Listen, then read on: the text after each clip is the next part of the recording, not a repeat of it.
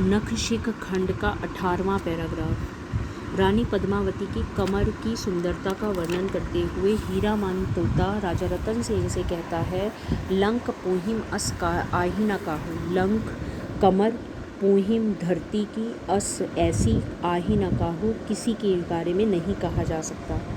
जैसी रानी पद्मावती की कमर है, इस धरती पर ऐसी कमर के बारे में किसी के बारे में नहीं कहा जा सकता। अर्थात पूरी धरती पर पद्मावती की कमर की समानता कोई नहीं कर सकता। केहरी कहो ना ओही सरिता हो, केहरी शेर कहो ना कहीं नहीं जा सकती। ओही सरी समानता ताहू उससे, शेर की कमर की समानता भी उससे नहीं की जा सकती। अर्थात शेर की कमर भी उससे अधिक मोटी है, या रानी पद्मावती की कमर उस शेर की कमर से कहीं ज़्यादा सुंदर है। बसा लंक बरनई जग झीनी। बसा भिंड जो येलो कलर की होती है और आपने आजकल के मौसम में देखी होगी कि गर्मियों में वो निकलती हैं। लंक कमर बरनई जग झीनी, झीनी का मतलब होता है पतला होना। और जो भिंड है उसकी कमर भी पतली मानी जाती है। इस सारे संसार में भिंड की कमर पतली मानी जाती है। तेही ते अधिक लंक वह खीनी, लेकिन तेही ते अधिक उससे भी अधिक लंक कमर वह खीनी उसकी पतली है, लेकिन उससे भी अधिक पद्मावती की कमर पतली है। ऐसा कहा जाता है कि धरती पर भिंड की कमर सबसे पतली है, लेकिन उससे भी अधिक रानी पद्मावती की कमर को पतला माना गया है। परिहंस पियर भय तेही बासा। परिहंस नफरत करते हुए, पियर पीला पड़ जाना, तेही बसा वह कहते हैं कि उसी रानी पद्मावती की कमर से नफरत करने के कारण ही बस गया है उसके अंदर पीलापन। जो भिंड है वह पीले रंग की इसीलिए हो गई है क्योंकि वह सारा दिन पद्मावती की कमर को देखकर जलती रहती थी, अर्थात ईर्ष्या करती रहती थी। रानी पद्मावती की सुंदर कमर को देखकर ही एक भिंड पीली पड़ती जा रही है। लीन्हे लंक लोगन्हे कह डसा। लीन्हे लंक और अब उसकी कमर के कारण ही लोगन्हे कह डसा, वह लोगों को डस रही है।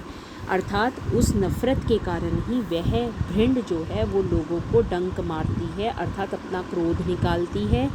जानहु नलिनी खंड दुई भई। कभी ऐसा लगता है जानहु मानो नलिनी कमल नाल खंड के टुकड़े दुई भई दो हो गए हैं। कभी ऐसा प्रतीत होता है कि कमल की नाल जो पहले ही पतली होती है उसके दो टुकड़े कर दिए गए हों। दोनों बीच लंक तार रही गई और दोनों के बीच में जो तार रह गई वह पद्मावती की कमर है। कि जब कमल दंड के दो टुकड़े किए जाएं तो उसके बीच में बचने वाली तार के समान ही उस रानी पद्मावती की कमर को माना गया है। हिये सो मोरी चले यह तागा। हिये सो मोरी हृदय को मारते हुए चले चलती है यह तागा, यह धागा रूपी कमर। कहते हैं कि जब भी वह रानी पद्मावती चलती है तो उसकी कमर की सुंदरता को देखकर हृदय मर जाता है, अर्थात हृदय जो है उसकी ओर आकर्षित हो जाता है। सभी के हृदय में छेद हो जाता है। पग देत कत सही सकलागा। और वह कहते हैं कि पग देत कदम भी उसको जैसे सहन नहीं कर पाते। वह अपने पग को भी कदम को भी आगे रखती है, जैसे कि दोनों कदम के भार को वह धागा सहन नहीं कर पाएगा।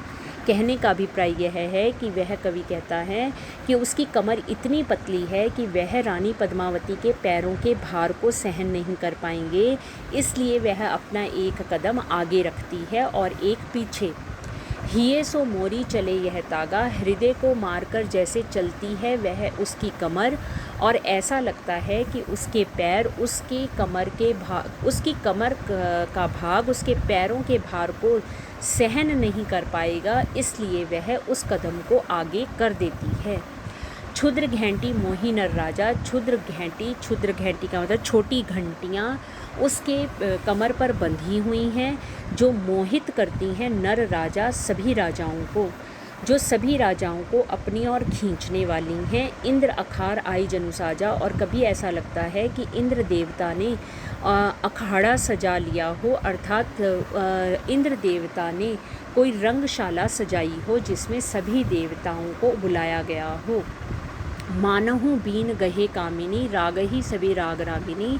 और ऐसा लगता है मानहु मानो बीन गहे कामिनी, जो सुंदर नारियां हैं, कामनियां हैं, अर्थात अप्सराएं हैं, वह बीन बजा रही हों और अनेक प्रकार की राग रागनियाँ गाई जा रही हों।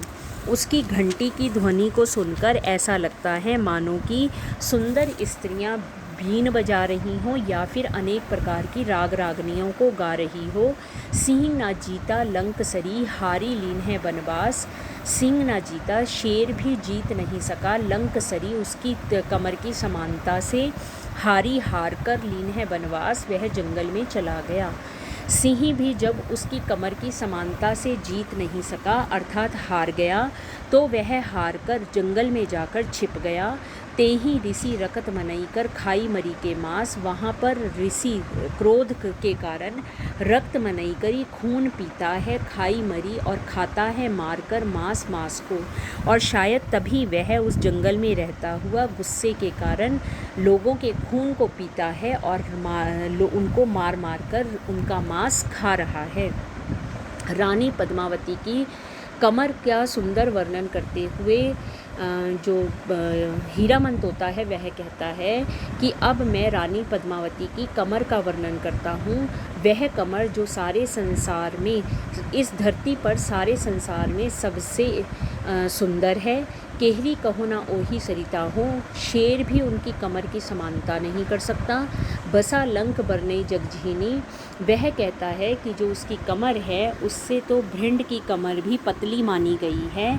तेहि ते अधिक लंक वह खीनी, और वह कहते हैं उससे भी अधिक रानी पद्मावती की कमर पतली है, कि इस संसार में सबसे अधिक पतली भृंड की कमर मानी गई है, लेकिन रानी पद्मावती की कमर तो उससे भी अधिक पतली है। परिहंस पियर भय तेहि बसा, वह कहते हैं कि जो रानी वो भृंड है वह इसी ईर्ष्या के कारण पीली पड़ती जा रही है। लीन है लंक लोग ने कह डसा, और वह लोगों को क्रोध के कारण ही डस रही है। उसकी कमर को देख देख कर ही वह लोगों को डंक मार रही है।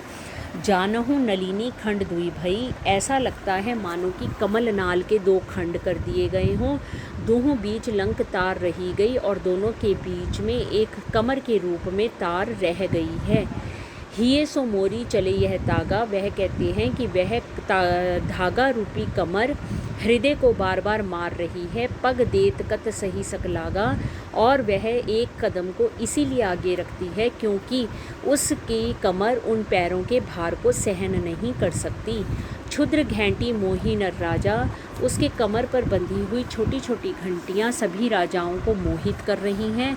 इंद्र अखार आई जनु साजा, और ऐसा लगता है कि इंद्र देवता ने भी अखाड़ा सजाया हुआ हो, अर्थात रंगशाला को सजाया हुआ हो। मानहु बीन गहे कामिनी, उनकी इस सुंदरता को देखकर ऐसा लगता है मानो कि सुंदर स्त्रियां भी बीन बजा रही हों और अनेक प्रकार की राग रागनियों को गा रही हों। सिंह ना जीता लंक सरी, सिंह भी उसकी कमर के समानता से जीत नहीं सका। हारी लीन है वनवास, इसलिए हार कर वह वन में जाकर छिप गया। तेहि ऋषि रकत मनई कर, वहाँ क्रोधित होकर वह लोगों के खून को पीने लगा। खाई मरी के मांस, और मार मार कर उनका मांस खाने लगा।